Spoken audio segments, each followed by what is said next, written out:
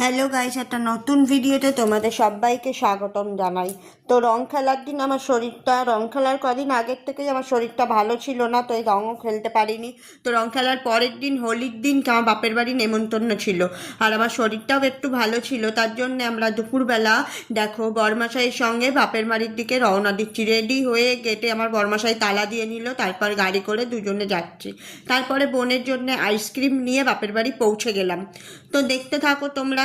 বোন আইসক্রিম পেয়ে কিন্তু খুব খুশি, আর কিছুই নিইনি বোনের জন্য।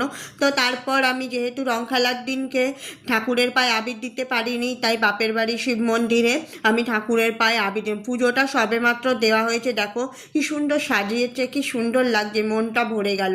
ঠাকুরকে আমি আবিরে একদম ভরিয়ে দিলাম, আর ঠাকুরকে বলছি, ঠাকুর তুমি এইভাবেই আমার মাথায় আশীর্বাদের হাতটা রেখো, যত দুঃখ কষ্টই তুমি দাও, সহ্যের শক্তিটাও তুমিই দিও ভগবান, আর সবার জীবনটা রঙে ভরিয়ে দিও। তো যাই হোক, তুলসী তলায় আমার বোন কি সুন্দর সাজিয়েছে দেখো। তারপর আমি একটু তুলসী তলায়ও রং দিয়ে নিলাম।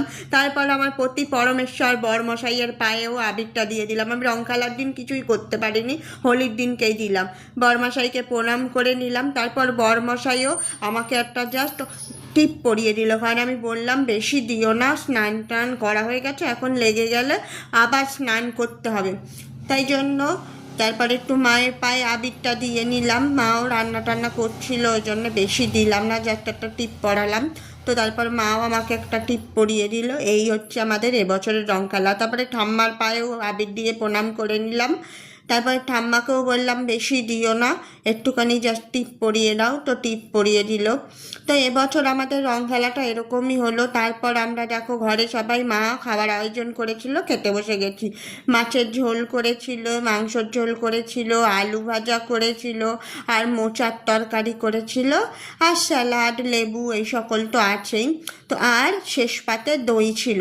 তো এই আয়োজনই মা করেছিল। দিনটা আমাদের বেশ ভালোই কেটেছিল। যাই হোক, তো ভিডিওটা কেমন লাগলো অবশ্যই জানিও কমেন্ট করে। নমস্কার।